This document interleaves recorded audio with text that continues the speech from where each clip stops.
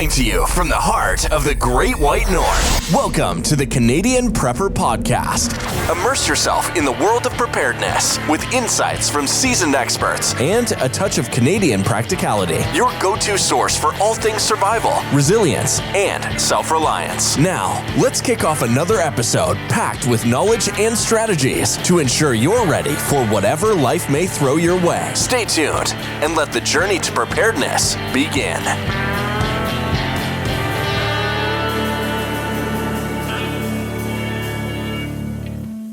Welcome to episode 230 of the Canadian Prepper Podcast. We're recording February 11th, 2024. My name is Ian. I'm a homesteader on Vancouver Island who has no idea how OPSEC works, but I do like making propeller noises. So I guess I'm the resident expert tonight. Eric refused to take off his propeller beanie tonight. We had a big fight. He decided to show up, take off at the last minute and not show up for the show. So here I am kind of like guest hosting, I guess. And I'm Jeff. I'm based in Central Ontario. I'm a target shooter, ham radio operator, general overall handyman, and weather nerd. And I'm Terry. I live in sunny Central Ontario, and I'm a starving indie author, terrible hunter, pathetic fisherman, and now I'm an aspiring drone pilot.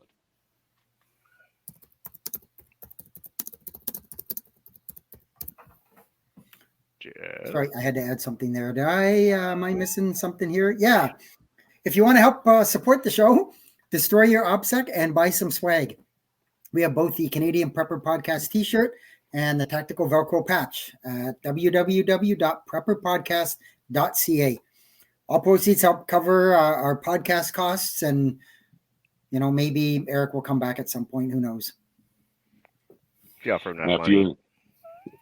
If you're enjoying the show, please take a few minutes to submit a review, whether you have where you found us.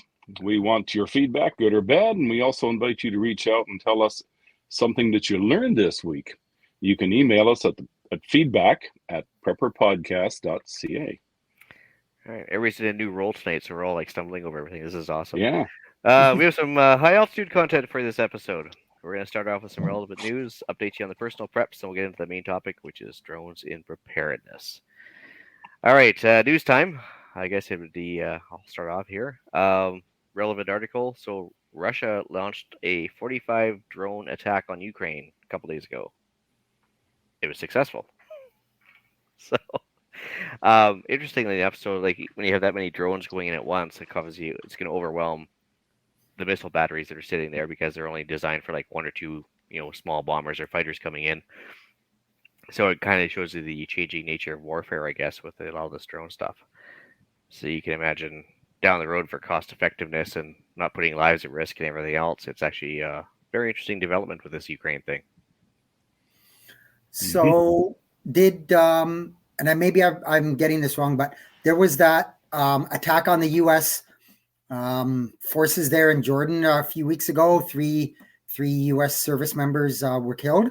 Yep. I had heard that that was also a drone attack, but what they did is they had the attack drone follow a U.S. drone into the area, and the I guess whoever was monitoring or whatever got confused, and they identified the bad drone as a good drone and led it into the airspace, and it bombed them.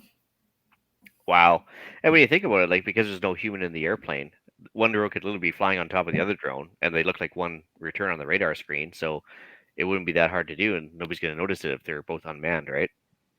Mm-hmm. Yeah, I'm just like that. That's just what I heard. I can't verify any of that, but that was one of the things that I heard, which I kind of thought was kind of interesting. If somebody could do that, and as you say, if they're unmanned, why not? You could be one on top of the other. Yeah, and I think on I don't know if it was AliExpress or Temu or one of those sites, they were actually offering drones for sale, like military drones for sale that you can actually put a warhead on. And they were like 26,000 a piece or something. So yeah. they were obviously selling them to somebody, and they finally had to take them down about 2 weeks ago, I guess. But they literally had like the full on military, like 500 kilo nose cone drone for sale, which I was like, wow, that's kind of bold. But yeah. Anyway, Houthis are probably buying them for attacking ships out in the Red Sea. Yeah, I'll take a gross or whatever, right? Like, because they're using them too. Yeah, and, no, it's amazing. it's pretty popular. Well, and you think about the relative ease to learn how to fly something like that versus like training a bomber pilot or a fighter pilot, and then if the drone gets shot down, nobody gets hurt, and you can still reuse the pilot and everything else. It's cost effective for sure, right? Cost effective, a lot of bang for the buck, because they're using $1 million missiles to shoot down these crappy old friggin' drones. Yeah, if you're shooting down a $20,000 drone with $1 million missile, who's gonna lose eventually, right? Yeah, exactly. So yeah, that's basically how they won Vietnam and Afghanistan. Basically, is just an expense outlay. But anyway, on that note, Council of Foreign Relations, which is everybody's favorite group with the prepper community, like right up there with the WEF and everything else. But they had an article here about how the drone war in the Ukraine is transforming conflict, which I thought I'd throw a link in the show notes too. And then also, PBS did a special that basically said the same thing. So down in the States, they had a TV show and a news article where they were basically just saying that, yeah, thanks to drones, don't expect to fight the same war over and over again. So I thought it was worth a shot to take a look at anyway. Yeah. One other article I just want to throw in there, Quebec City, just out of the blue, they just said, we're banning the use of wood stoves immediately, like starting now. So no notice, just all of a sudden they said due to air quality issues, which funnily enough, the air quality was actually good in Quebec City that day, but they banned wood stoves because of air quality concerns. Yeah, I read that over and I looked at a couple of other articles. It's a bit of, I'm not saying that they've upscaled the article, but it was actually brought in 2021. And it does say that when the air quality reaches a certain level, that they ban all not fossil fuel. They called it solid fuel burning. Doesn't matter whether it's a certified wood stove or not. If it uses what they call solid fuel, the exception they do say is you are exempt if that's your only heating source. I think it's a kind of a little funny being the weather guy. A lot of the times in the winter when it is really, really, really cold, you don't have much wind, and the warm air above the extreme cold caps the air from being able to circulate. And that's really when you do get some bad air times. And that's when you actually are going to need your wood stove or need your other way to heat. So, yeah, because you get the inversion happening where the hot air is up high and it doesn't want to move because everything's where it wants to be, right? The cold air is lower and the hot air is higher. But I thought that was just Montreal that had that before, but I guess it's Quebec City now too. I don't think Montreal has it, and I was unaware of this Quebec City ban, even though it's been there since 21. What Montreal did is starting in October of this year, they banned any new residential builds or any what they called significant remodels or whatever you're doing at your house, that you can't have any fossil fuel appliances. So no gas stoves, no gas dryers, no gas water heaters, no gas furnaces, none of that. It's all got to be electric. So that's what Montreal did. They have not, to my knowledge, banned wood stoves at this point. Yeah, well, it's so funny how they could just go from city to city and change the rules too. It's like they make it a province thing or whatever, but it's like, I don't know. People have had those things forever, and a lot of like you said, a lot of it's the primary source of heat. And when it gets cold, maybe those heat pumps or the baseboard heaters aren't going to keep up anyway. So nope. Anyway, especially coming to a community near you. Well, especially those heat pumps. I think it was below minus 10 or plus 10. They really start to fall off a cliff for efficiency, right? Yeah, and apparently, so I heard somebody said in another forum I was in, they said once they reach once the outside temperature reaches minus 25, they're basically useless. Yeah, so that's handy. Yeah, that happens here in Canada, right? Occasionally, yeah. Not this year, but other years. Awesome. So moving on, and another nicely political move that is talking about useless. Canada declares Flipper Zero public enemy number one in the car theft crackdown. I will readily admit I know nothing about this Flipper Zero, but basically what I've heard is it can copy your key fob code, but your code rotates, so it copies it once, but the next time it goes to use it, it's useless and it won't work. And yeah, I'm not sure that. I mean, they're wanting, obviously the government wants to make it look like they're trying to do something instead of doing the real thing and actually cracking down on car thefts and actually dealing with the criminals in a proper way. They're gonna ban something that, so I've heard, is not very much responsible for many car thefts. Yeah, because basically you have to be like a perfect storm of situational stuff where you got a car owner far enough away from his car to not activate the lock, but to be picked up on your Flipper Zero, so you can use that code to get into the car. But I mean, of course, that's where the Slim Jim comes in handy, or just some porcelain off a spark plug if you really want to get in the car that bad. I mean, it makes no sense. It's like, just like anything else, whether it be the Van of Peace in downtown Toronto or the average mass shooting or whatever. It's like it's the person behind the item that's the problem, not the actual item itself. So again, banning a piece of equipment is not going to fix your human crime problem. No. Yeah. No. Anyway. No. And for my little bit of a news item, it's been in the news here this week that there's a number of municipalities across Ontario that have been suffering from drug overdoses, drug poisonings. Belleville's one. They actually declared a state of emergency, didn't want anybody going downtown because the paramedics and so on are having such a deal trying to deal with this because there's so much. Guelph's another one, Hamilton another one, and there's a number of them, and they're all like drugs that just become an epidemic and overdoses, and we just need more free drugs for everybody. That's all. Yeah, free injection sites, everything else. Yeah. Yeah. Bring it on. Yeah, I was gonna say, don't even get me started on those.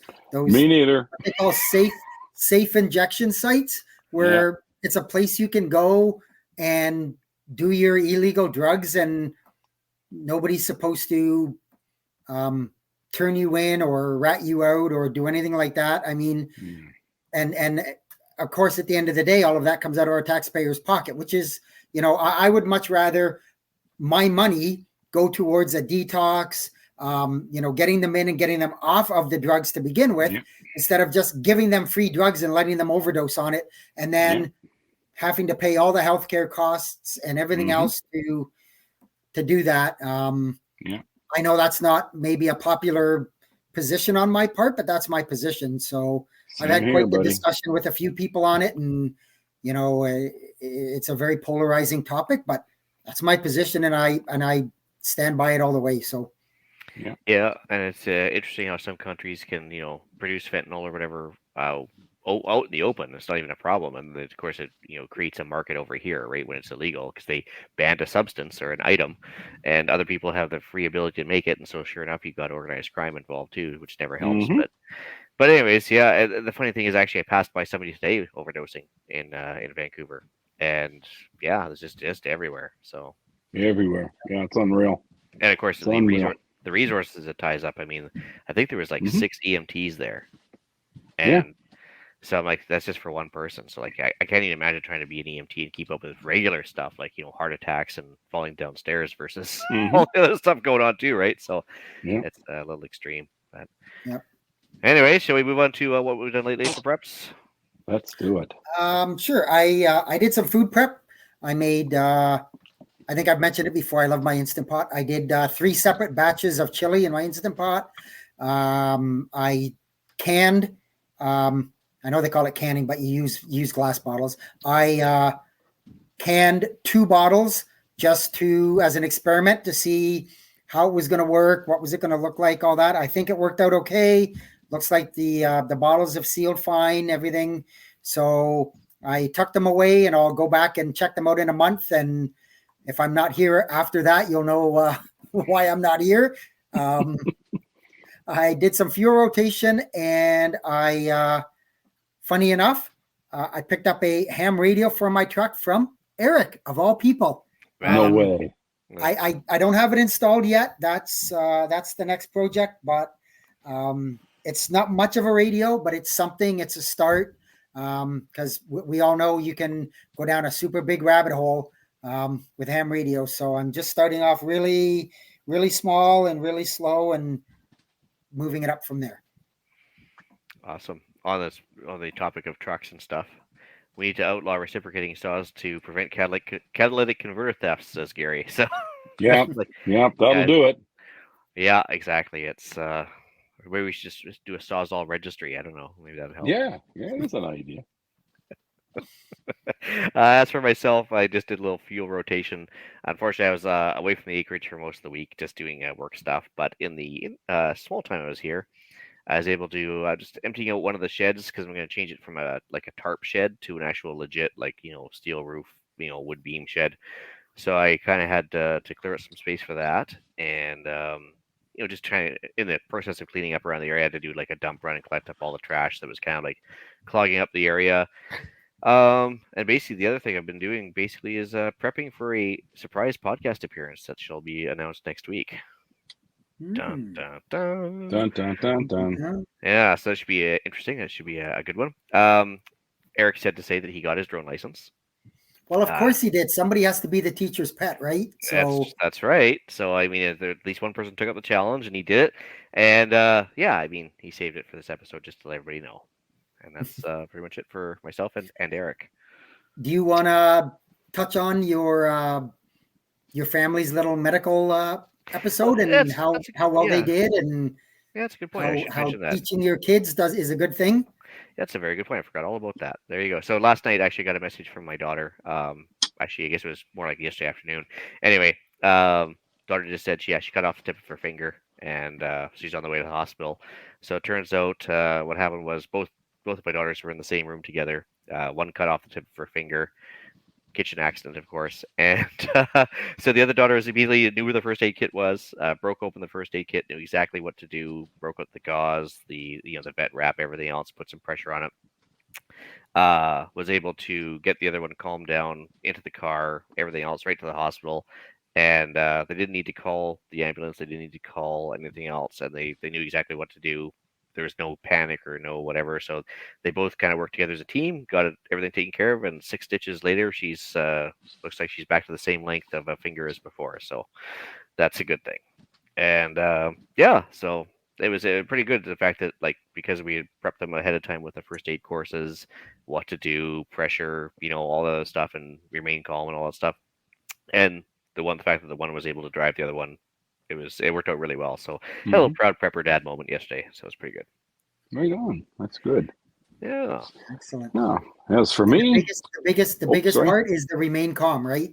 As soon as people see blood, they just panic, and yeah. No, it was a good story. That was good. That's good. Yeah. Yeah, I think the only commentary I got was here's what you need to replace from the kit, and spiced up my day. That was about it. So, and I was just getting text message updates along the whole course of the day, so it was pretty good. Yeah, you gotta like that one. Yeah. Excellent. Okay. As for yours truly here, well, I've been working diligently about updating food stores. So I've added some shelving, and I picked up a lot of freeze-dried food, and just trying to get some more cans in place and so on.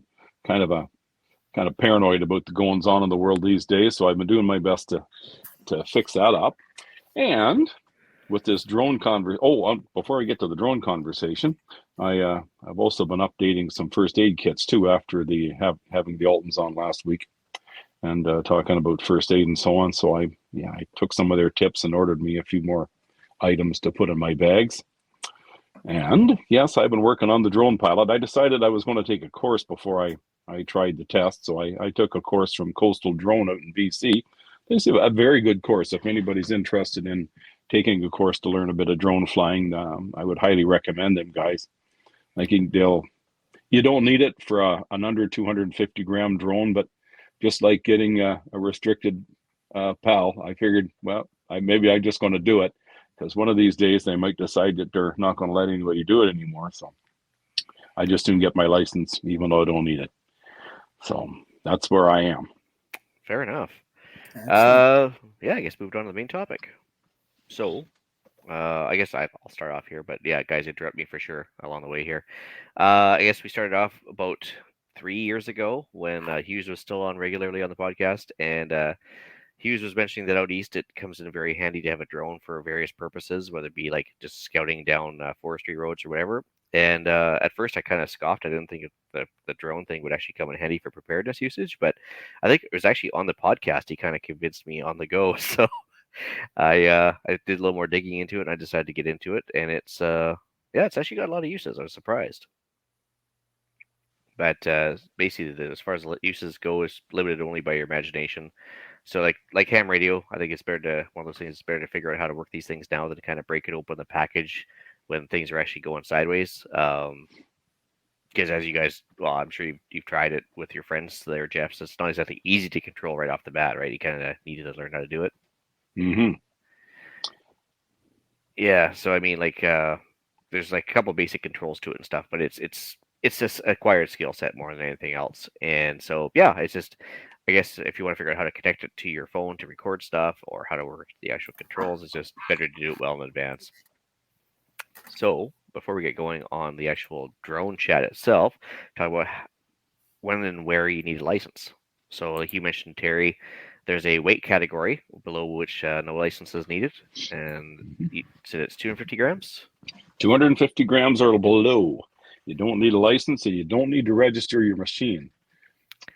Yeah. Go over that threshold, and then all of a sudden, the rules change, and you have to have a pilot's license or a drone pilot's license, and then you have to register it with the good old folks at Transport Canada. Yeah, if I were just talking about registrations for the Sawzalls, but yeah, so they actually got So my we got a question drone registry. Sorry, my question for the weight then, Terry, the 250 grams and below, is that when you buy the machine that it's under that, or if you put, say, an infrared camera on it, or you put something else on it and it takes it over the weight, do you now have to technically license it, even though the initial machine was under 250? Yeah, it's actually the total takeoff weight. So if you have weight. There's actually like some of these Mavic models you could buy. They're like 249.5 grams. So the minute you add anything, you actually have to register it and have to have a license to do it. And it's a weird thing. It's not like max takeoff weight or whatever. It's just it's what it is at the time. So it's a very tricky situation because it can lead to some fines, which we'll talk about down the road here too. Yeah. Okay. So I know with mine, with just the basic battery, you get about a 20-minute life out of the battery. You can buy a higher capacity battery, but once you put that battery in there, you're over 250 grams because it's just a little bit heavier. So.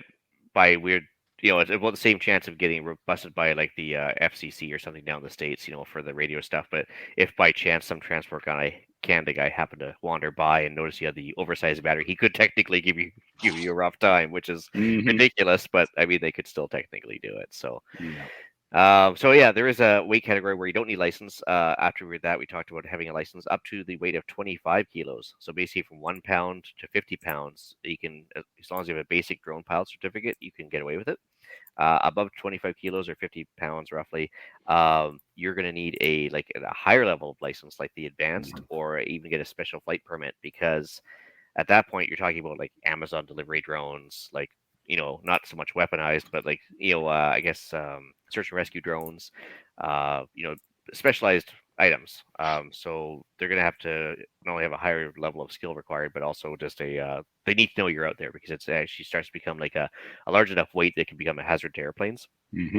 And so that's why they start like giving steps of weights. Because I think, at 250 grams, even if you hit like a small single engine, like Cessna 172 or something, it's kind of like a semi truck hitting like a smart car, right? It's not going to cause any real problem, but I mean, but in reality, it's like, once they start getting 50 pounds, it's like hitting a goose, and we all know we all seen bird damage on airplanes, right? So exactly. So anyways, like I mentioned, the takeoff weight, includes lights, camera, sensors, comms equipment, anything you attached, or even if you have something that's like hanging from a string underneath the belly, that's still part of your takeoff weight. So you got to watch that as well. There's two types of drones really nowadays. There's the fixed wing, which basically looks like a fighter jet, and they have a camera sticking out front, and you have to you can put on some goggles if you want, and you basically get a first person view, and they go super fast. And and they go super far. There's actually a video of a guy flying in one of those fixed wing drones from one Hawaiian island to another one. Now, don't ask me how he was able to keep that in line of sight, but that's neither here nor there. Yeah. But anyway, but I think most people are familiar with these quadcopters, like these kind of drones right here. And the reason I think everybody likes these ones, I think you'll probably agree, Terry, is like you've seen them, the videos and stuff where they're more maneuverable. They can come to a stop in the air. It's amazing what they can't do. Yeah. Yeah, they don't really need a takeoff area. They don't need to roll on the ground. They just like really come in just like a helicopter and just land straight down. So I think that's why everybody's really liking those. And plus, you can literally let go of the controls and they'll just float there. So which is it'll hold its own. And, where the one that the Houthis are using are always moving. So as soon as you let go, it's going to start going off course or whatever. And so you want to make sure you're going to want to keep an eye on that at all times. So I could see why the quadcopters are definitely more popular. So. Let's see here. I mentioned the weight, but also if you're flying these things in a national park, as it stands right now, I'm not talking about like, in emergencies or, end of the world situation, but like in normal ops here, you can't fly these things in national parks without permission. Obviously, if you're within 5 miles of an airport, like in the actual ATC control zone, you need special permission ahead of time, meaning you either have to make a phone call plus maybe a radio call, and depends where you are. Sometimes they just won't let you in there. Like I don't think you're gonna have any luck finding one of these on short final for a runway in Pearson or anything. So they tend to get a little bit upset about that. Yeah. The other one that being somebody who knows a bit about the aviation industry, Ian, are drone incursions that much of a problem? Well, they were originally more than we think they were. They actually did some mitigation factors. So what happened was some of the more later generation drones actually won't even take off if you're in a control zone of an airport of a certain weight category. Like obviously the special purpose drones, they're like have a special sensor or whatever, their commercial operations. Those clearly are not going to be limited by GPS locations because they're obviously professionals that are coordinating with people. But the small drones like the DJIs, like the Airs and the Mavics, the Mavic Minis and all that stuff, they literally have a GPS lockout. So I don't think it's pretty easy to jailbreak those.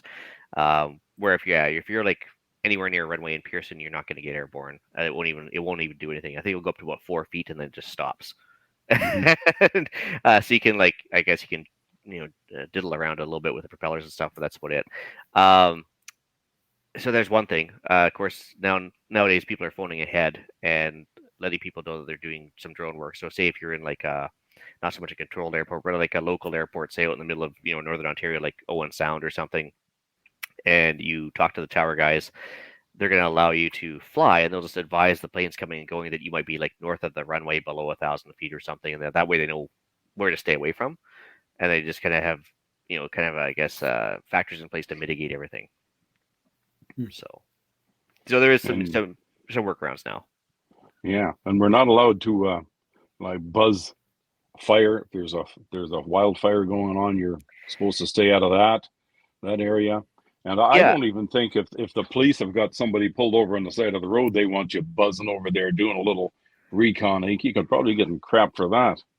Well, so there's kind of a catch-all legal term in Transport Canada's stuff, and it basically says you can't basically annoy people, interfere with people, or fly over people, like literally, like physically over them.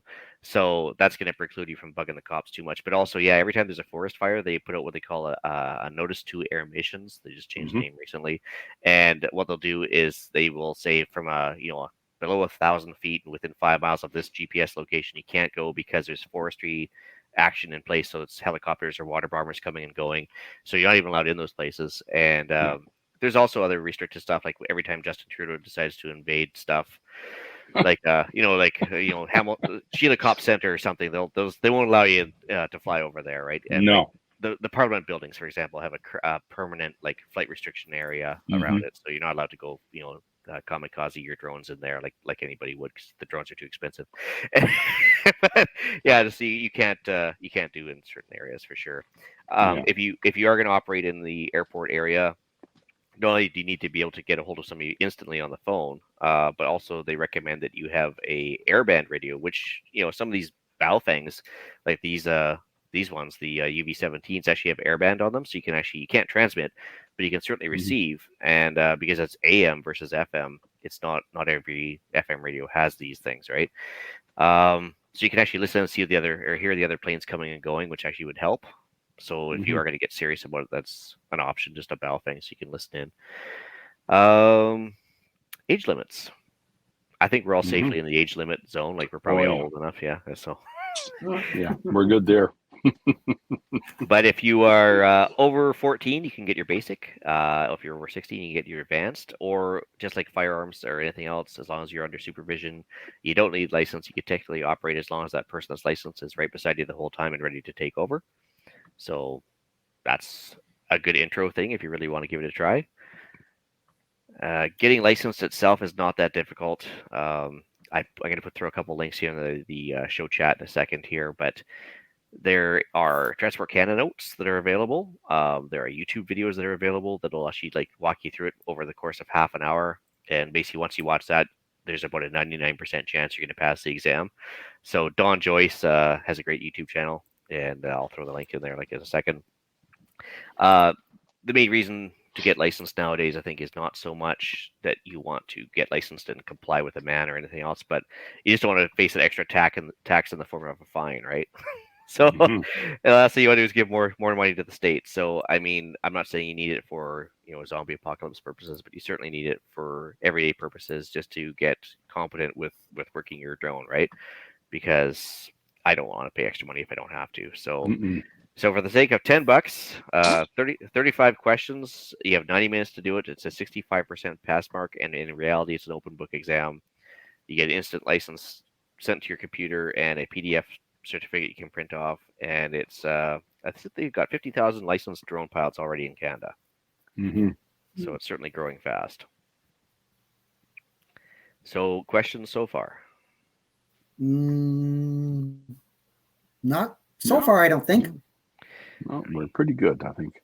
All right. Well, after you've passed your exam and kicked butt on that, I guess you're going to want to buy yourself a drone. We talked about the light ones. There's lots of ones available. The DJI brand seems to be really popular with all sorts of various models available and everything else.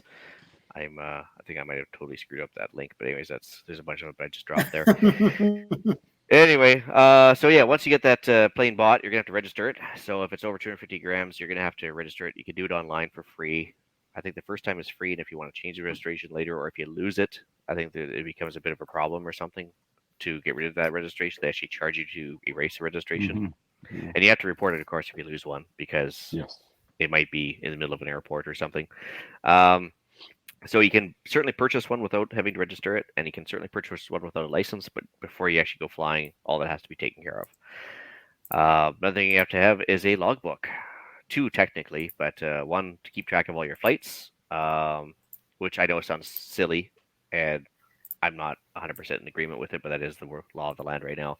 The other one you have to do is a maintenance manual. You have to, every time if you change so much as a propeller, like if you just, rip off one of these ones that just have like a little screw attachment, and because you ding the propeller on the side of a wall or something, you just put a replacement one on there, you actually have to write it down and make note of when it happened. And I think the reason for that is in case something goes sideways, they'll try and figure out what happened afterwards. But no fudging allowed. It is a legal document.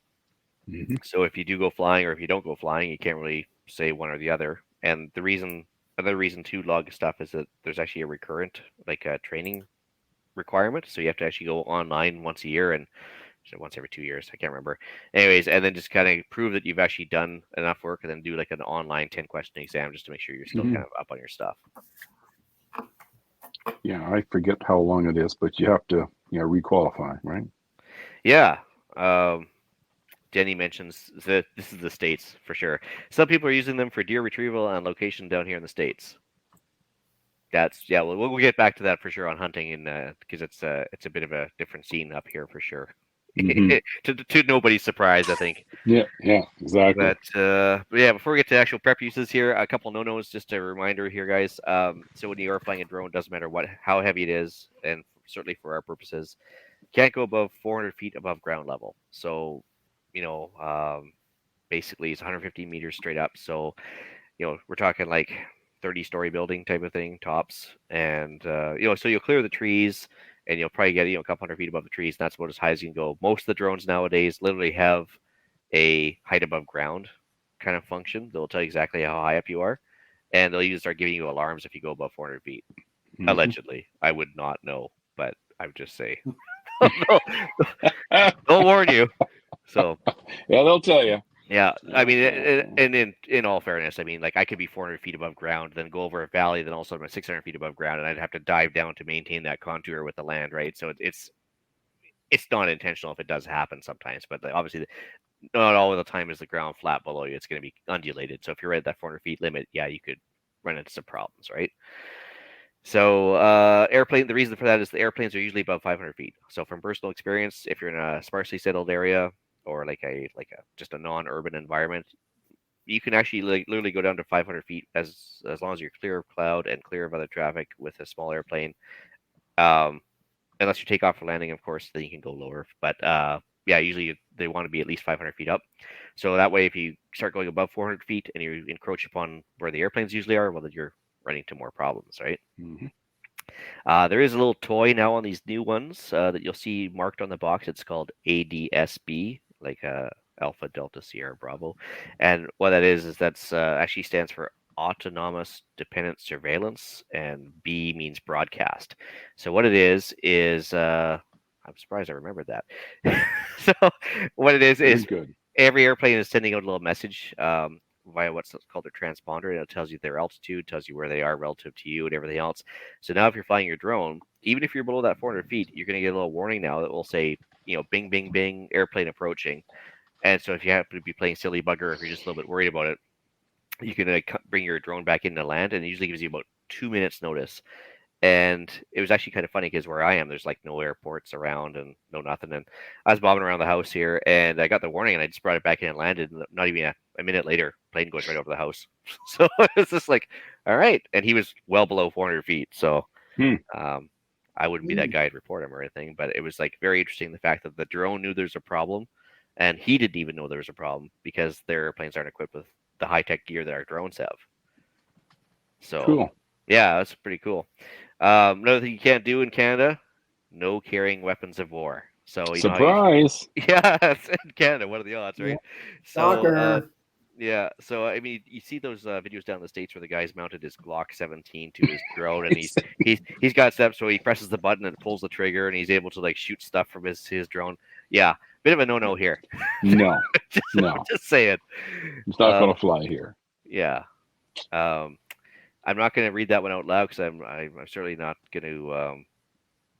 Yeah, let's just say it's possible to go higher than 400 feet. Oh yeah. Allegedly from listeners.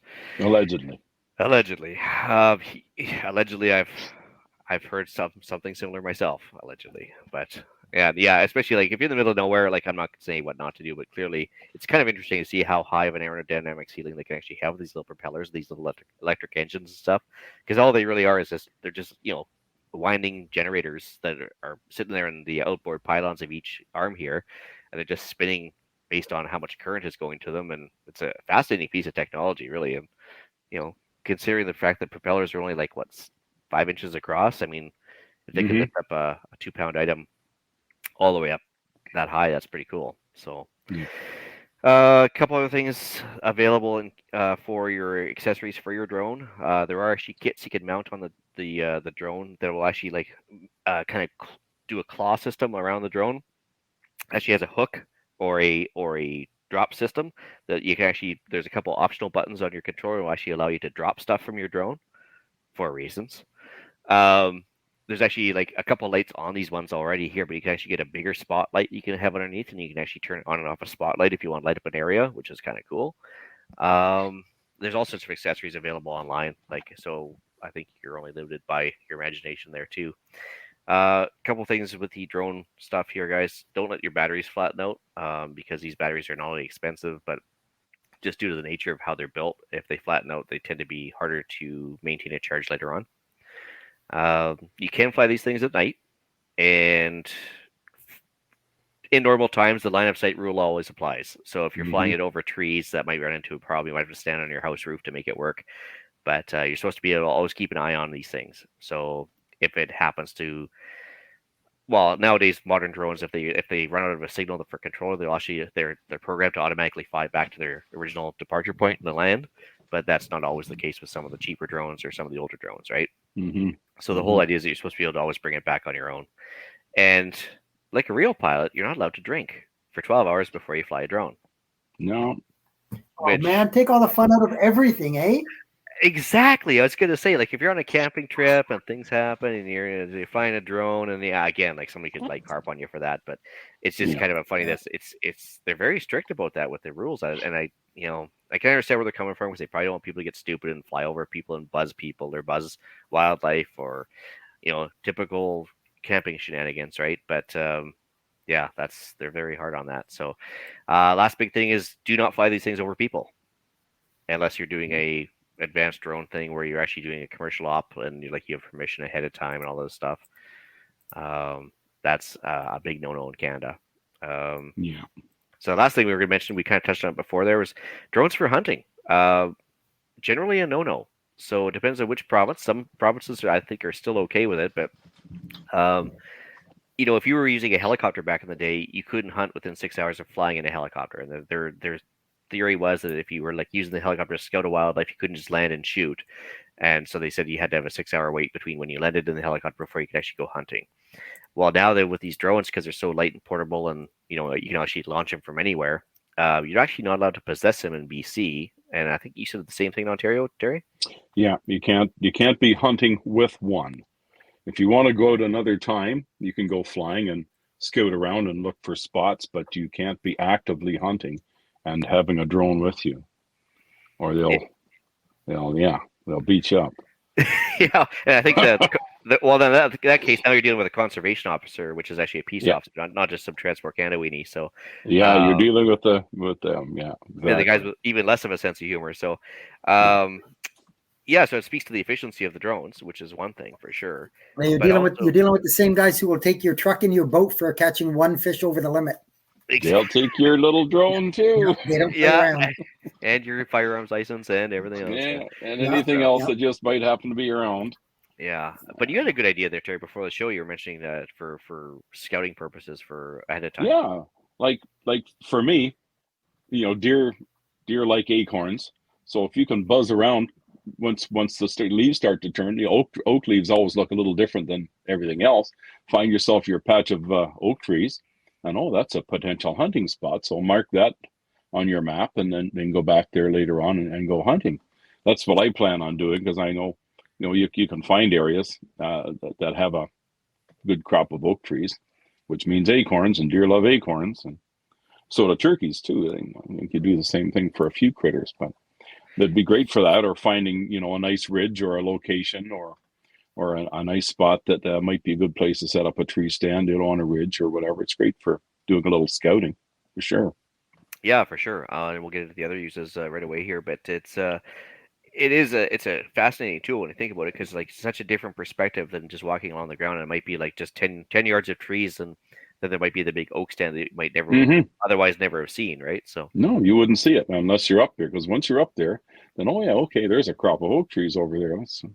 Let's go and check that spot out, right? So, yeah, you get 200 feet up, it changes your perspective quite a bit. Sure. Big time. Yeah, big time. All right, so uses for preps. Took us a while to get here, but here we are. The big one, obviously the one that everybody talks about is the visual scouting aspect. So that's what Hughes got me going on originally too. Most of these drones have 4K cameras or better nowadays. I don't know what the next thing is, but I think this one's a 4K. Anyway, so you're talking about like resolution and big zoom. Like you can like zoom these things out to an insane level, right?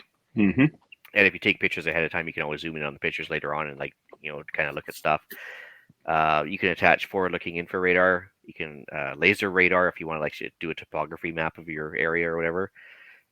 The interesting thing is you can also put a giant overhead spotlight on. So if you happen to see somebody from a search and rescue perspective and you want to bring everybody in, you could just shine a big bright light and everybody kind of go towards the big bright light. So for search and rescue applications, I think Hughes even mentioned recently that they had an infrared one now that could actually spot people in the trees. No doubt. So yeah, that's huge, right? And think about the manpower that saves and the man hours that saves. Yeah. That's and Denny mentions that it would help with trapping as well. He's looking for places. Looking for places to set up. If you can use it for checking them as well. Yeah. Yeah, I suppose if you want to see if your traps are actually like if you had enough space to see if your traps are actually full, it would be save you a big walk or a sled drive. Hmm. Yeah, you could. What I found going up, just trying to do a little photography, is this time of year when there's no leaves on the trees, you get up high like that and tilt your camera down, and you can see right down to the ground. I was picking up ATV tracks, snowmobile tracks, people going through the bush.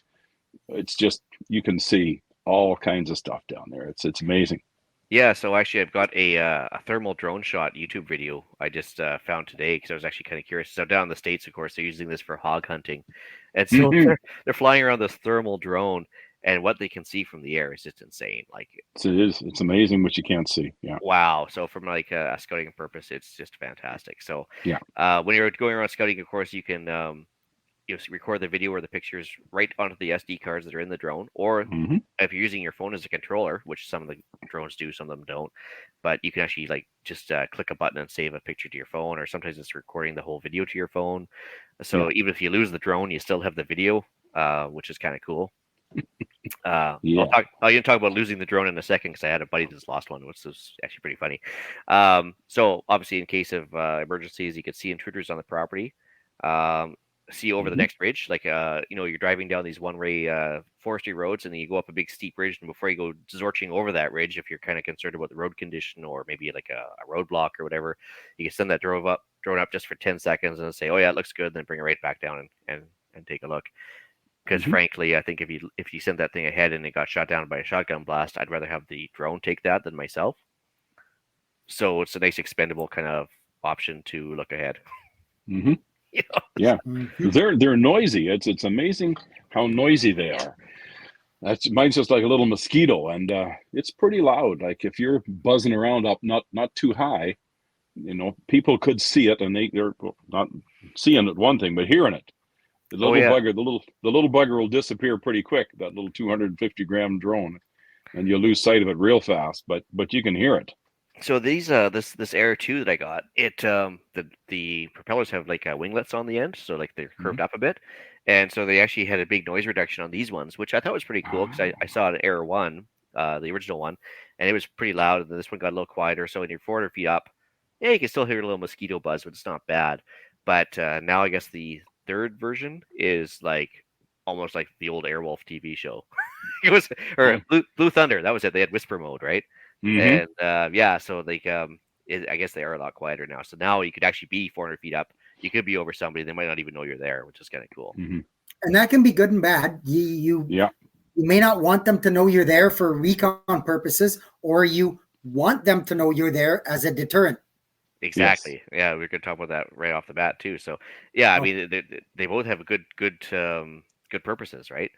Um, Another thing for sailors, sailboat users and regular boat users, if you're coming into a bay or whatever, you throw that drone up in the air, and now all of a sudden that log that's floating in the water just below the surface, you might not be able to see it when you're steering your boat, but you'll be able to see it Hmm. from up above perfectly, Yeah. and you'll know exactly where that log jam is or whatever that might take out your hull or whatever. So there's certainly a safety aspect when you're going to unfamiliar places. Hmm. Um, Spot that ambush. One thing the Ukraine war, I guess reports have been saying is that there's no safe space anymore, right? Like you can't just go in a trench; nobody's going to see you, or a foxhole. Now, thanks to drones, these things are bombing around constantly, and some of the guys are saying there's not even any point in digging a foxhole anymore because they know exactly where you are because the drones are just pointing out everything from a just like almost continuous basis, like aerial recon. Hmm. So it's just yeah, like I said, it's changing the face of like a small scale war like that for sure. Oh yeah. Yeah. Yeah, so we mentioned the deterrent just a couple minutes ago there. So presence of drones lets you know that you see them, and it makes them reconsider the ease of the target. So if you're like sitting Hmm. there and you might be by yourself, but if you have a drone buzzing over a group of pirates are sitting outside there, they might be like, oh, okay, well he knows we're here, so he knows we're coming, so maybe that's not a good idea to go in there. Um, it certainly speaks to a higher level of technology or preparedness. So if somebody was like looking for an easy mark, maybe that would deter them for sure. Hmm. This is actually some of the stuff a buddy of mine has done a few times. So message delivery. He's actually Yes. attached a paper envelope with the letter in it, taped it to the drone, flown it over the neighbors, dropped it off. Neighbor gives him a thumbs up on the camera, and then takes off again. And then Yeah, he's actually done that. He's attached a thumb drive, so you could send a bunch of files over stuff. So like, I mean, who knows what uses they'd have for these things? But like, I mean, that's kind of cool. Hmm. One thing he was telling me about, and I tried and it worked, is you can actually, if you have no cell service where you are, you can actually send a message, say on Signal, and just hit send. And of course, it won't go anywhere until you get a signal. But he basically put his cell phone in a basket, carried it straight up to the 400 feet, and it was just enough to catch a tower, and then sent the signal, and then it received a couple messages, and then he brought it right back down. Hmm. So, Good idea. yeah, it's fantastic. So, and same thing, you've seen those videos of guys doing repeaters, like field expedient receivers with repeaters with a couple of UV5Rs, where you set one up as the receiver, one as a transmitter. So you can actually do like an airborne, small scale, like repeater process if you needed to. So say if you had a couple buddies hunting, you throw a repeater straight up with the drone 400 feet, and then all of a sudden you got like a mini mountain you can go bounce signals off of. It's really neat, some of the stuff the guys have come up with. Hmm. Hmm. Yeah. Cool. Yeah, it's amazing what they'll do. Eric mentioned the other day you could use the drone for like setting up an antenna if you want to take an HF antenna and like drape it over a tree. That's one way to do it. Hmm. Because sometimes getting that first wire over the tree is the toughest one to get. Amazon's taken this one to heart. You can do item delivery with a detachable hook or a basket, like I was mentioning before there. Same buddy decided to try landing water balloons on hay bales. So he was able to come over and drop water balloons and kind of go around. So it's pretty amazing what you can do with these things. So use your imagination with that one. Predator deterrence. So if you had like coyotes coming into your farm field or whatever, if you think that the pirates might be afraid of the drones, imagine how a coyote would react to something like that buzzing around them, right? Yeah, and that brings up another point about hunting. It's illegal to harass wildlife. Like Yeah. predators would be one thing, but to go harassing, looking at the eagle nests or something like that, or harassing wildlife or deer or moose or whatever. If you get caught doing that, you're Yeah. in doo doo. No, Farmer could probably get away with doing coyotes and so on. Yes, for sure. But oh yeah, no, I mean that of course this is mostly emergencies too, but same yeah, token though, yeah, if you have coyotes, go around the periphery of your fence for the sheep, you get that drone within 100 meters of him, and he's gonna be like, "What the hell is that?" Because if you see the yeah, dogs, the way the dogs and even the alpaca reacts to the drone, some of them are frightened, some of them just mesmerized by it, but most of the people are like, "This is not cool." They usually just end up walking away. So, hmm yeah, it's definitely something that animals are not used to seeing. Last but not least, I was going to mention barter. So if you, I know it's a cool hobby at times, but you can maybe offer up specialized equipment, skill set in emergencies, like finding somebody with your infrared, or hmm maybe taking a look for somebody at something that they can't see otherwise. Yeah, who knows? But it's down the road. You never know. I mean, maybe if they're drafting people, you might have a skill set to keep you away from the battlefield. So you can be a drone operator and go live in Vegas or something. hmm Just a thought. Yeah, you never know these days. Yeah. Yeah, non-preps bleeds into photography hobby or a small business. So obviously, if you get good with a drone and you're pretty comfortable controlling one, you can start taking pictures for real estate companies. Um, I don't know how many times you've seen a boat for sale or something on YouTube and they do like a flyby and it looks all cool and Hmm. stuff. And yeah, the guys are making not a killing, but they're certainly finding steady work Yeah, with drone photography. I don't think you're ever going to be a rich man because of it, but it'll be certainly no. better than nothing. Helps with the YouTube content. If Hmm. Eric wanted to sex up the channel a bit, I'm sure you could put in some drone footage as well. And then other than that, there is one last opportunity. You could actually start instructing because there's other drone pilots that want to get their advanced ticket or their special purpose ticket, and you could become an instructor where you actually do flight tests for these guys. And Hmm. these guys are charging like 200 or $400 for that test, which is crazy. But I did my advanced exam and I was going to go do my advanced flight test, but then I found out how much you want to charge me for it, and since I have no intention of doing anything commercial with it, I was like, never mind. Yeah, So exactly. I was kind of blown away by how much they actually charge for those things. So good for them. I mean, they're making a killing. But Yeah, not question, interested. Thanks. yeah, questions so far, Jeff? No, just trying to absorb a crap ton of information, and yeah, it's good stuff. All right. Some funny recommends for you. So recommended stuff for the drone: spare parts kit, mainly spare propellers, because call me crazy, but most people will eventually smack one into a tree or a wall or a person by accident or whatever, I and flew, you're gonna I flew mine into me one day. yeah, exactly. And like when you're learning that skill set, everything's backwards. Like if the drone is Yeah, facing you, if it's and facing you, it's backwards. yeah, Yes. and all of a sudden you're like, "Whoops, I meant to go the Oh, other way," and before you know it, you're like smashing into your own car or whatever. So yeah, yeah. spare parts kit for sure. Like which comes with extra blades generally, as well as some other parts as well. Extra batteries. So most of these DJI drones come with a Fly More combo. They might have changed the name of it now, but anyways, it usually comes with instead of one battery, it's got 3 batteries. It's got a charging station. It's got all sorts of stuff. Yeah, definitely worth it every penny because I think one of these batteries, it's like buying a cordless drill, right? Like the worst part is the batteries. So if you get the batteries on the cheap to start with, you might as well just get 3 of them, and that way you can like use one for flying and have the other one charging while you're flying around, and it kind of extends your day a bit versus having to fly for 30 minutes, come back, wait for an hour for it to charge, and then go ahead. So it's And then the cold affects them too. So you won't have as long a duration for your flight as on a warm day. So if you got that spare battery there to pop in, you go for a buzz, come back, pop another battery in, and you can go flying. So what is the average flying time on a battery in decent weather?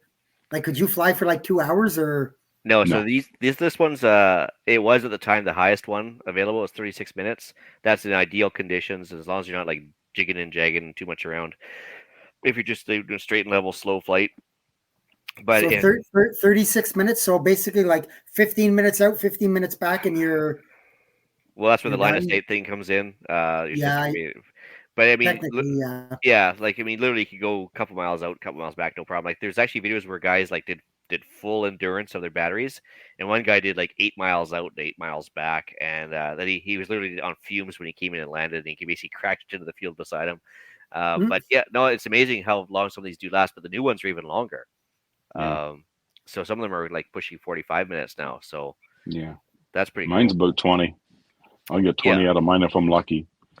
And but the minute you start doing like sharp turns or you go super fast, like max speed, Yeah. then of course the endurance is going to go back. But every one of these ones has a battery readout, and most of them even have an automatic return to home function where you start getting below 10%, it just turns the drone around, and starts bringing it back anyways because you're just being a doofus at this time. So because you could easily lose one in the bush, and then it becomes a problem.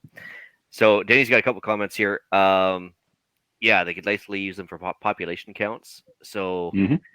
Yeah, if you want to do a population count for people, deer, rabbits, whatever, certainly can. Yeah, I used to do them from a small airplane, but yeah, if you were kind of curious as to where the big herd was or whatever, there'd be one thing you could check out months in advance or whatever. Yeah. Line of sight communication, yeah, he mentions that for the repeater. And then I didn't realize this, but down in the States, if you shoot one down, they consider it the same as shooting a plane down with the Federal Firearms Act. So that's only if it's a foot off the ground, and even if it's only a foot off your ground in your backyard, which is funny because we always joke about the Americans just shooting down the drones that come on my property because he owns my castle, right? But yeah, I guess that it's probably a bad thing. So there you go. But yeah, if we can learn anything from Tesla's, that the cold will affect battery life. Yeah, be careful with that. Yeah. So on that note, funny story. My buddy was actually taking some sailboat shots over the water, and I think he had a problem with one of the propellers, but also as a battery thing, and the battery efficiency kind of fell off the rails, and he ended up putting one in the drink about 100 feet off the shore. And that gets expensive, right? Like, over $1,000 down the drain, literally. So, I mean, if you're gonna do that, if you're gonna be operating over water or whatever, you probably want to put some like pool noodles on the bottom skids if you can. They'll actually help it float a little bit. You might be able to retrieve it, at least get the batteries back out of it or something if you ruin it. But interestingly, if you put it down in the bush, like if your battery goes down and it's down to like 5% or whatever, and it just kind of sets down, there's actually like a chirp that starts going off once it lands like that. It'll actually like chirp every 10 seconds, so you can find it a little more easily. Yeah, and there are running lights on them too, so if it's nighttime, it's a little easier. But there is a problem. So if you hit a tree and it crashes or whatever, they're usually recoverable. They might have to fix some damage, but that's about it. So, recommended drones. What do you think there, Terry? Well, I like my little DJIs, I guess, but that's all I'm familiar with. So, and they make a great drone. Like, my goodness, the cameras are fantastic, and they're just so simple to fly. You know, they'll Yeah, just fly. They're great. They're just simple to fly. yeah. I Yeah. mean, the fact they have an app that comes with them, that Yeah. kind of links into your phone and helps you control the things a little better. And I mean, the controllers are nice and compact relatively, and everything else. You get a Mm-hmm. little pair of joysticks, and if you can work a Nintendo game system, you can work one of these things for sure. Mm-hmm. Um, Yeah, I was gonna say the same thing. Basically, the DJI Mini to start with. I mean, I think they're up to a 3, but I think they've even got a 4 Pro out. That's Yeah. like They even. got a 4 Pro now. That's the latest and greatest. And they're But all under 250 grams. So of those ones, the minis. yeah, and I think the So 4 Pro's got even higher battery life now too. So it's like yeah, I think it does too. at They're least a half an getting hour over of 30 charge. minutes. Yeah. Yeah, um, yeah. So I was gonna say always the Fly More combo, the extra batteries. Mm-hmm. If you have a little more money and once you get into it, the Air 3 is a really nice one. I would love to have one myself, but I don't. I don't. Let's see here. So worst case scenario, if you are really concerned about cost or whether or not you're even going to like it, Costco of all places sells a really nice $79 drone that has like the 4K camera. Doesn't have all the bells and whistles, but I see a lot of people flying them, and they Mm-hmm. seem to be really durable, and they seem to be a relatively good quality product. So yeah, maybe just if you want to just give it a really easy entry, like low cost of entry thing, just go to Costco and give it a try. Yeah. Then if you run it into a tree, it's not so bad. Yeah, you don't feel as bad, right? It's a good lesson learned right off the bat. Yeah. Don't want to do it with your $1,500 drone. Yeah, exactly. So I just threw an Amazon link in there right now if you want to grab a really cheap logbook right now. There's I think it's on sale for $650 right now, and it keeps you legal, so you can show the guy when you were flying last if he does have, because they're allowed to inspect you just like anything else, right? If transport guy comes up and sees you Mm-hmm. flying in a city park, he's allowed to actually ask you to produce your license, produce your logbook, produce your maintenance record. So if you have it on Google Docs, it's one thing, or if you have it on a paper copy of your logbook, it's another. But they have the right to ask for anything. Just like Yeah. anything else, they can ask you to see if you're over 250 grams, they can ask to see your license. But if not, yeah. Denise says, I guess down in the States, they have a good one at Walmart. Mm-hmm. I'm not sure what brand that's like, but I like the one at Costco when they were flying off the shelves. So it seemed to be a good one. Did you have anything else from your notes? Well, for me, I just got just like a lot of things in prepping, you can make things do double duty. You mentioned this, Ian, before with photography. I like photography, so it's kind of a hobby of mine. And okay, drone's great for photography, and it's also great as a prepper tool as well. That's what I was thinking about. And as we learn more and more things with them, hiding from them is another thing. That's probably a topic for another whole show. If the man is out looking for you, how do you hide from one of these little buggers, especially if it's got infrared and so on, right? That's Well, now you're just that's space something blankets else. and space blankets and everything else going on. So yeah, it's very Exactly. interesting. But even just visual, I mean, it's hard to hide from somebody straight up. If you're Yeah. walking through the bush, you might think you're completely surrounded by trees, but in reality, you've got a pretty good vertical Yeah. viewpoint. So Yeah. it's amazing. So it's pretty much When I was writing my books there, the last one, I used drones in it quite a bit, and I did a lot of research on them there and what the military uses for drones, and I wrote about some of that in my story, but yeah, it's amazing what they can't do, and the military's got these little wee guys that your platoon level guys can have, and they just send these things up and go flying, and they can go out and spot where the armament's set up and where this is set up and where that's set up, and then they put your lasers on them and guide in bombs and whatever. Right? It's amazing what they can do. Well, it's amazing. I think they're hand launched too, right? Yeah, they're hand launched.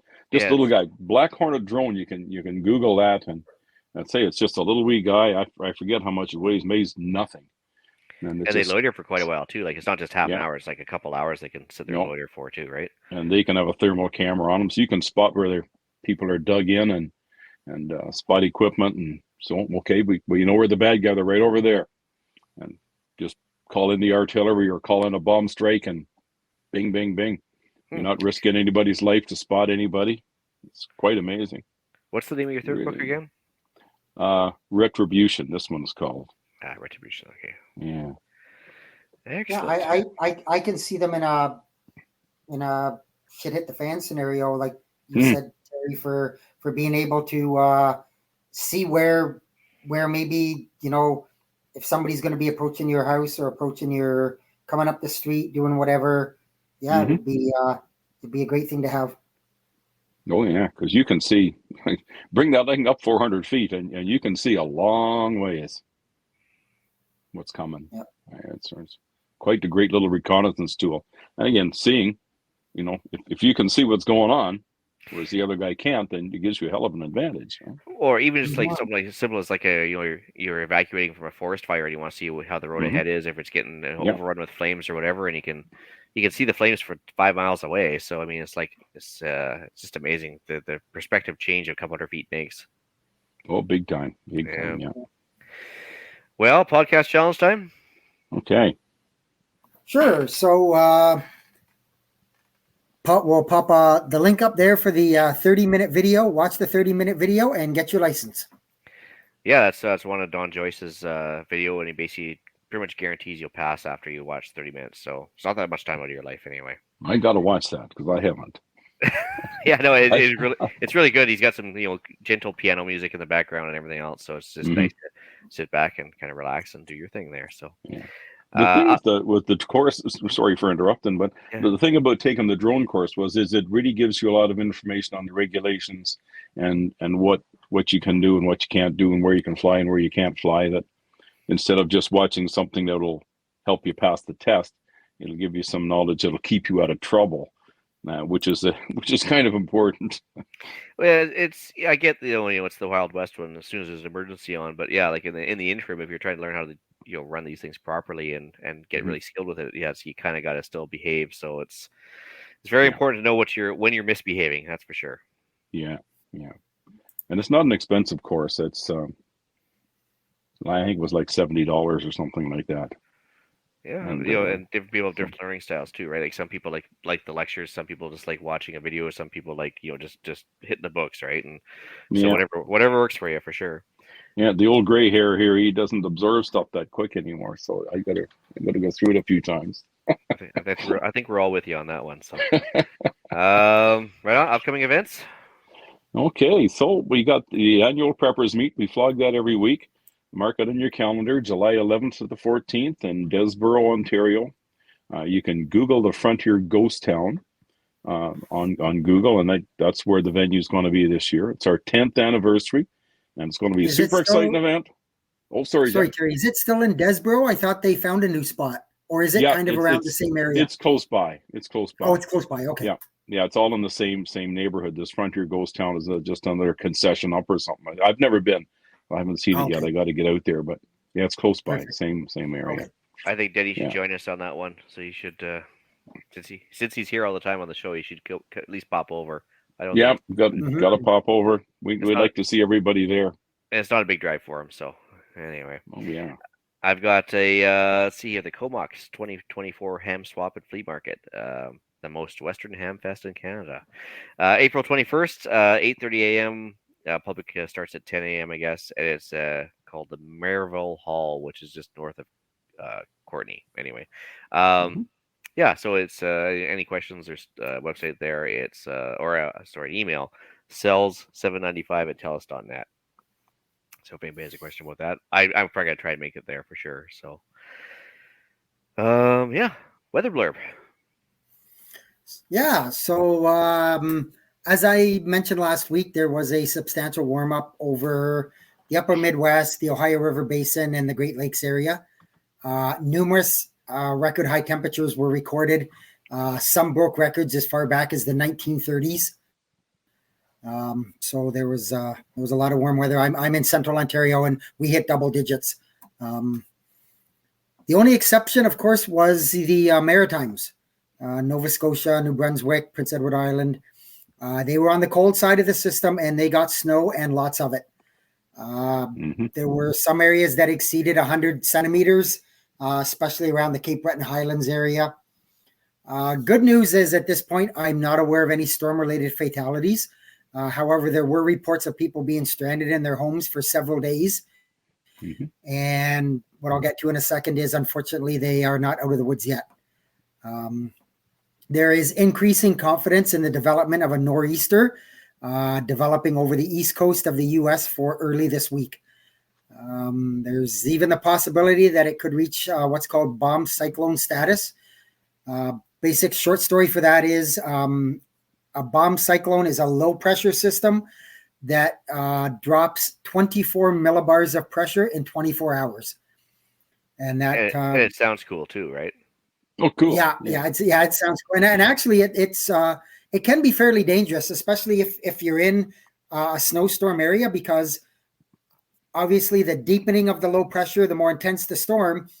But again, the more the low pressure system deepens, the more rush of air you're getting from, obviously everybody knows air goes from high pressure to low pressure. So the lower the pressure, the faster the air is trying to get from the high pressure to the low pressure. And a lot of times if it's a snowstorm and it's a bomb cyclone, you're probably going to be in a blizzard. You know, the winds are going to be that substantial. They're talking places like New York City could see a couple inches. Boston could see 6 to 8 inches, which is a pretty good storm for them. It's been quite a few years since they've seen that much snow. Unfortunately, the precursor to that is the storm has to come from somewhere. And right now it is down in the deep south. There's a blocking high over the Great Lakes, high pressure, and the way everything spins, the storm track is dropping down. It's going under, and then it comes back up the coast. So right now it's down in the warm area. In the deep south, there's several tornado warnings in effect. Actually, right now, I was just watching a live stream just before we popped on here. There's several tornado warnings in effect in south central Mississippi, Louisiana, maybe even over into Alabama. Storms will continue to move to the east and a little bit to the north. We could see potential impacts into Georgia, Florida, and even South Carolina for later tonight and into tomorrow. I'm not aware of any tornadoes that popped off tonight, but tomorrow I wouldn't be shocked to see a couple of them pop off. I think the parameters are there. They're a little bit stronger into Monday, so we'll just have to see what happens. And then as it moves up the East Coast, as I said, areas like New York, Boston, maybe even over into areas of Pennsylvania are going to see some snow. And once it gets up to where the Maritimes are, they're not exactly sure of the track.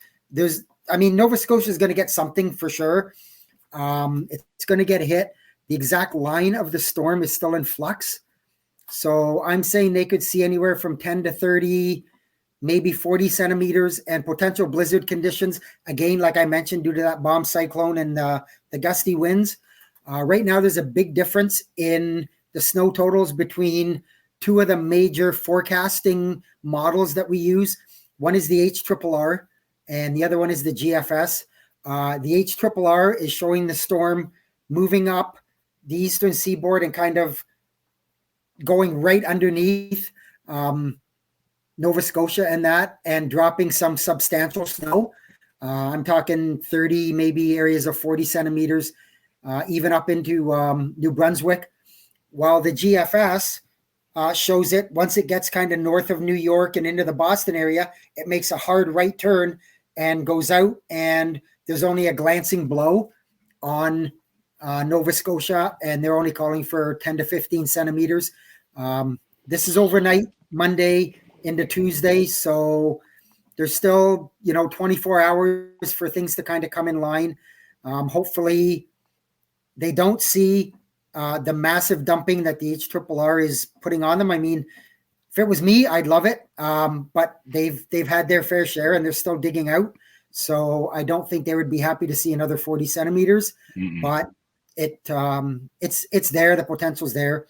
Once this whole storm system kind of moves out to sea, the cold front drops down, we're going to see a drop in temperatures for, again, the Ohio Valley, mid-U.S., Great Lakes.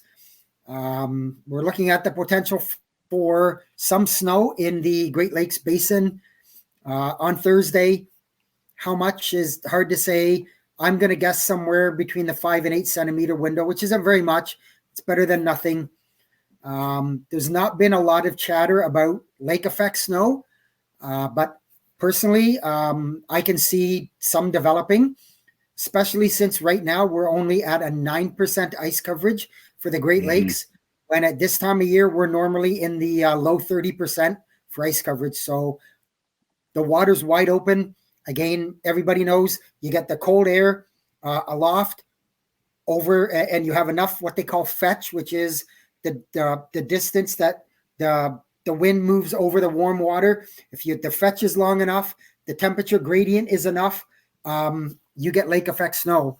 And considering, like I said, that there's only 9% ice coverage, the Great Lakes are wide open. So there's nothing to stop a pretty good lake effect snow event happening. Do I see a significant one happening? No, but I can see it developing, and I can see some areas in the snow belts in Ontario maybe getting 10 to 15 centimeters. But who knows? Like I said, they're not forecasting it, but I wouldn't be surprised if we got something. Fair. Well, there you go. So hopefully the week turns out well. Yeah. Deal of the week. Explosives, you say. Tannerite, 50% off at Cabela's right now. It's till Valentine's Day. So, yeah, I mean, get your explosions on. Okay, now, why is it on sale just before Valentine's Day? Just asking for a friend. Just asking for a friend. Love hurts, man. Love hurts. Yeah. So, yeah, no, it's I've never seen it that cheap before. So, if your range allows it, or if you have a backyard range like Danny, probably, you can get your Tannerite and enjoy yourself for once. Yeah, link will go in the show notes as well. Shout out! I just want a quick shout out to YouTube's Don Joyce. I mentioned him a couple times there. He has a Facebook page called Don Drones On, which is pretty good. And yeah, inspiration for a lot of the reference material for today. And the guy is very knowledgeable. So yeah, thanks again to Don for that. So email review. Terry, if you wouldn't mind covering that first one. Okay, well, we got a mail from Brian. I'm pretty sure I know who Brian is. Regarding episode 210, the annual Preppers Meet highlights. Thanks for the mention to me and Eric. I had a blast catching up with old friends and associates at the Preppers Meet, making some new ones. The annual Prepper Meet is always my favorite prepping-related event of the year. This annual gathering and training event is one of the best places in Canada for a newbie or a seasoned preppers alike to connect with the people and products they need to take the next steps in their preparedness journey. So cheers to you and the Canadian Prepper Podcast crew. That's from Brian. Right on. Thanks, Brian. I got one from Denob, who's probably one of the original OG preppers for the Canadian online preparedness scene. So Denob from the Canadian Preppers Network says, sorry to have missed the live stream once again. Always great to hear from Joe and Amy. It was a great podcast. So thanks, Denob. That was great. Other than that, guys, well, I think I'm going to bring episode 230 of the Canadian Prepper Podcast to an end. You can find the audio podcast on iTunes, Spotify, or your favorite podcast app. Please submit a review. It helps encourage the algorithm to promote us and lets other people find the show. And we do record these shows live on YouTube, Facebook, as long as you're not Ian. If you want an early peek at the shows, please subscribe to the YouTube channel, Canadian Prepper Podcast, and click the notifications tab. That gives you an alert when we are going live. Anybody wants to reach out to me, you can contact me at feedback@prepperpodcast.ca, or I am frequently on the Discord. And for me, you can reach me on the annual Preppers Meet Facebook page, or you can email me at terrylblackmore@hotmail.com. Right on. You can reach Ian directly by emailing me at theislandretreat@gmail.com. You can also find me recording on Canadian Patriot Podcast. We're live on YouTube, recording Monday evenings at 9 p.m. Eastern, as well as iTunes. I'm also mainly on Gab for online appearances. It's got an app and a website. And on Gab, there's two groups, Ham Radio Canada and Homesteading and Preparedness Canada. There you can find us discussing why society has us constructing the HK drones and the airborne repeaters for future use. Thanks for joining us. Until next time, be prepared, stay safe, and keep learning. Night, folks. As we wrap up another insightful episode of the Canadian Prepper Podcast, we want to extend our gratitude to our listeners for joining us on this journey of preparedness. Remember, the key to survival is knowledge and readiness. If you want to support the show and engage with our community further, consider signing up for our Patreon and joining our thriving community on Discord. Links are in the description. If you enjoyed today's episode, please don't forget to subscribe, share, and leave us a review. This is the Canadian Prepper Podcast, signing off. Until next time, be prepared, stay safe, and keep learning.